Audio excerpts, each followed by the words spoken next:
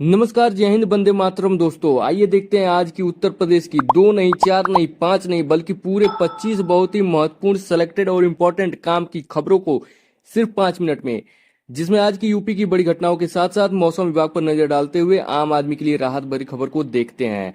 तो घड़ी में 6 बजने से पहले चैनल को सब्सक्राइब नहीं किया तो जरूर करें ताकि ब्रेकिंग अपडेट की जानकारी आपको मिल सके। चलिए दोस्तों, आए नजर डालते हैं आज की पहली खबर पे। आज है रक्षाबंधन और आप सभी भाइयों और बहनों को रक्षाबंधन की बहुत बहुत शुभकामनाएं। आपको बता दें, रक्षाबंधन का त्योहार तो हम सभी मनाते हैं, लेकिन क्या आप जानते हैं कि इस त्योहार की जड़ें पौराणिक कथाओं में कितनी गहरी हैं? राजा बलि, भगवान विष्णु और माता लक्ष्मी की कथा इस पर्व के महत्व को और भी बढ़ा देती है। सतयुग में भी इस कथा का विशेष महत्व था और आज भी यह हमें भाई बहन के रिश्ते की महत्ता को याद दिलाती है। तो भगवान से प्रार्थना है कि सभी के भाई बहन सलामत रहे, खुश रहे। और इसी के साथ आप सभी को मौका है अपना नाम और पता लिख के सभी बहनों के लिए 2 लाइन कमेंट में लिखने का। चलिए नजर डालते हैं एक और बड़ी खबर पे। अब बढ़ते हैं गाजीपुर की ओर, जहां महायोजना 2031 के तहत नगर पालिका में 47 गांव शामिल किए जा रहे हैं। ये योजना शहर के सुव्यवस्थित विस्तार के लिए बनाई गई है।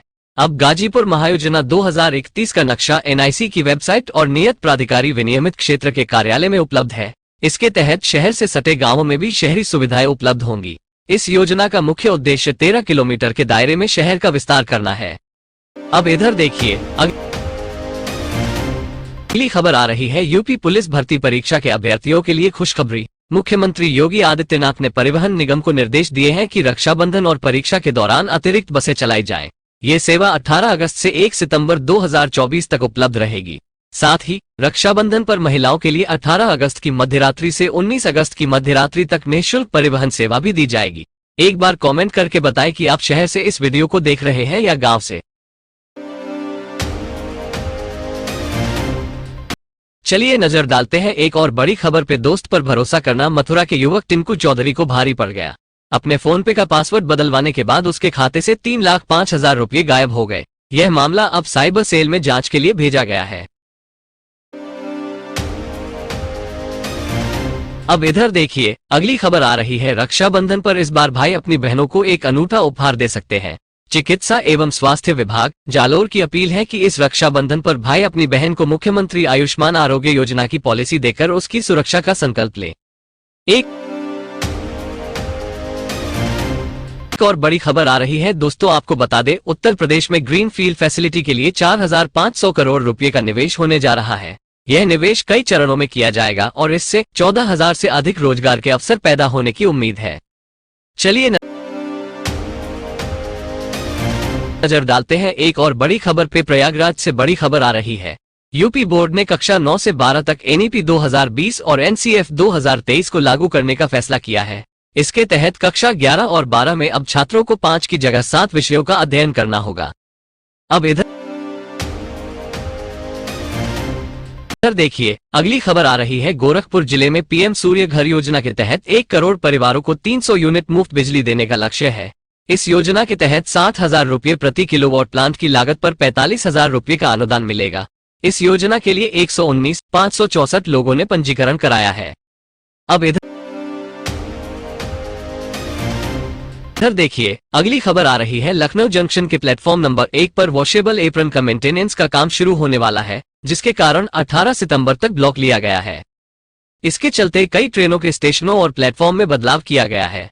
अब छपरा एक्सप्रेस गोमती नगर से और 15,206 Jabalpur Lucknow junction express platform number 2 से चलेगी। 12,535 लखनऊ जंक्शन रायपुर एक्सप्रेस और 15,204 Lucknow junction Barauni express platform number 3 से संचालित की जाएंगी। यात्रियों को अपने ट्रेनों के नए प्लेटफॉर्म की जानकारी समय से लेने की सलाह दी गई है।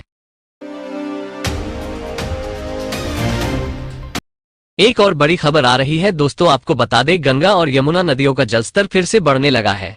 पिछले 24 घंटों में यमुना के जलस्तर में 51 सेंटीमीटर और गंगा के जलस्तर में 27 सेंटीमीटर की वृद्धि हुई है।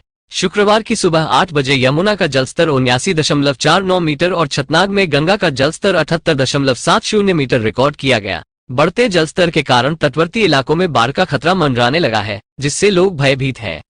चलिए नजर डालते हैं एक और बड़ी खबर पे। नगर पालिका में डाटा एंट्री ऑपरेटर पदों पर नई वैकेंसी के लिए नोटिफिकेशन जारी कर दिया गया है।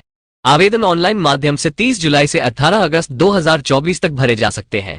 आवेदन करने के लिए न्यूनतम आयु 18 वर्ष और अधिकतम आयु 35 वर्ष होनी चाहिए। शैक्षणिक योग्यता के रूप में 10वीं पास होना अनिवार्य है। इच्छुक अभ्यर्थी नगर पालिका की आधिकारिक वेबसाइट पर जाकर आवेदन कर सकते हैं।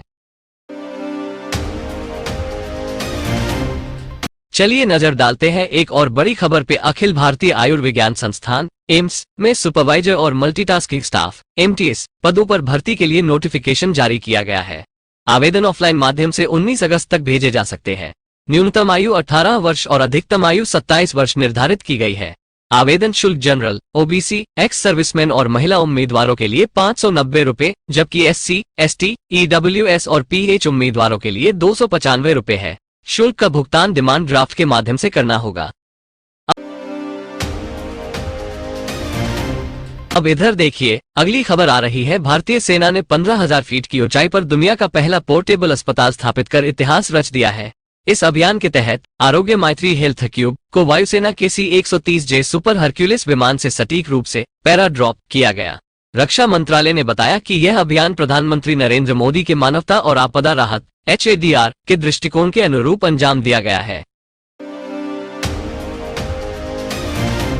एक और बड़ी खबर आ रही है दोस्तों, आपको बता दें, नगर पंचायत धारूपुर मार्ग के किनारे तालाब की जमीन पर हुए अतिक्रमण को प्रशासन ने पुलिस बल की मौजूदगी में बुलडोजर से हटा दिया। तालाब के गाटा संख्या 672 पर अवैध रूप से कब्जा कर होटल खोला गया था, जिसे प्रशासनिक आदेश पर ध्वस्त कर दिया गया। उच्च न्यायालय के निर्देश पर इस कार्रवाई को अंजाम दिया गया। चलिए नजर डालते हैं एक और बड़ी खबर पे। BSNL ने यूजर्स को सस्ते में फास्ट इंटरनेट सेवा प्रदान करने के लिए नई सिम एक्टिवेशन प्रक्रिया शुरू की है। यूजर्स एक नंबर डायल करके BSNL 4G सिम को तुरंत एक्टिवेट कर सकते हैं। इसके बाद यूजर्स महंगे रिचार्ज से छुटकारा पाकर सस्ती इंटरनेट सेवाओं का लाभ उठा सकते हैं। अब इधर देखिए, अगली खबर आ रही है। Delhi Meerut rapid rail corridor पर नमो भारत ट्रेन का रविवार को मेरठ में मंगल प्रवेश हो जाएगा। मेरठ साउथ स्टेशन को दोपहर 2 बजे आम जनता के लिए खोल दिया जाएगा। इससे Delhi Ghaziabad Meerut rapid rail corridor का 42 किलोमीटर हिस्सा चालू हो जाएगा, जिससे मेरठ के लोगों के लिए रैपिड रेल की सेवाएं शुरू हो जाएंगी। अब इधर देखिए, अगली खबर आ रही है। उत्तर प्रदेश के मुख्यमंत्री योगी आदित्यनाथ ने शुक्रवार को बांदा जिले को 70 मेगावाट के सोलर एनर्जी पार्क का तोहफा दिया। 270 एकड़ भूमि पर स्थापित इस सोलर एनर्जी पार्क का वर्चुअल उद्घाटन करते हुए CM योगी ने कहा कि इस परियोजना से 400 लोगों को रोजगार मिलेगा और बांदा क्षेत्र में ऊर्जा की उपलब्धता में सुधार होगा। एक और बड़ी खबर आ रही है दोस्तों, आपको बता दें, सरकार बेरोजगारों को रोजगार देने के लिए निरंतर प्रयास कर रही है। इसी दिशा में RCT संस्थान महिलाओं को बैग बनाने का मुफ्त प्रशिक्षण प्रदान कर रहा है, जिससे वे आत्मनिर्भर बन सके। ये प्रशिक्षण महिलाओं के लिए ही नहीं, बल्कि 18 से 45 वर्ष के सभी बेरोजगार युवाओं के लिए भी उपलब्ध है। इस प्रशिक्षण के लिए आवेदन करना होगा और यह पूरी तरह से मुफ्त है। खास बात यह है कि संस्थान में रहने और खाने की भी मुफ्त सुविधा प्रदान की जा रही है। 30 दिन के प्रशिक्षण के बाद प्रतिभागियों को रोजगार से जोड़ा जाएगा। चलिए नजर डालते हैं एक और बड़ी खबर पे। 69,000 शिक्षक भर्ती 2019 पर इलाहाबाद उच्च न्यायालय की लखनऊ बेंच के फैसले ने यूपी सरकार को बड़ा झटका दिया है। केंद्रीय राज्य मंत्री अनुप्रिया पटेल ने इस फैसले का स्वागत किया है।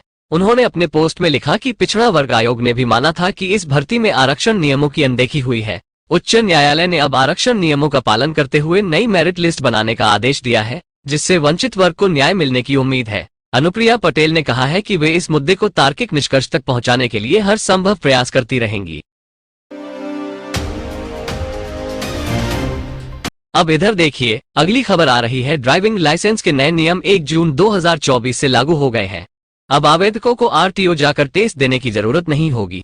सड़क एवं परिवहन मंत्रालय ने नियमों में बदलाव किया है, जिससे अब applicant private driving training centre पर जाकर टेस्ट दे सकते हैं। पहले ड्राइविंग टेस्ट के लिए RTO जाना अनिवार्य था, लेकिन अब ये प्रक्रिया सरल हो गई है।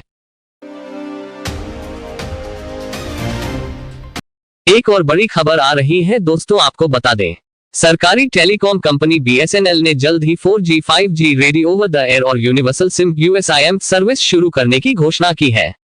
इस सेवा के माध्यम से यूजर्स बिना किसी क्षेत्रीय प्रतिबंध के कहीं भी सिम कार्ड स्वैप कर सकेंगे। BSNL आत्मनिर्भर भारत मिशन के तहत अपनी सेवा गुणवत्ता को बेहतर बनाने के लिए लगातार प्रयास कर रहा है। यह platform telecommunication development firm Pyro Holdings के साथ मिलकर विकसित किया गया है। तो दोस्तों, ये थी आज की कुछ महत्वपूर्ण खबरें और जानकारियां जो आपके लिए बेहद उपयोगी साबित हो सकती है। ऐसी जानकारी आपको शायद और कहीं एक साथ न मिल सके, इसलिए रोज की ताजा खबरों के लिए हमारे चैनल को सब्सक्राइब जरूर करें और वीडियो को लाइक नहीं किया तो लाइक करें, साथ में अपने जिले का नाम कमेंट में लिखें ताकि आपके जिले से जुड़ी हर जानकारी आप तक पहुंच सके। धन्यवाद। जय हिंद, जय भारत।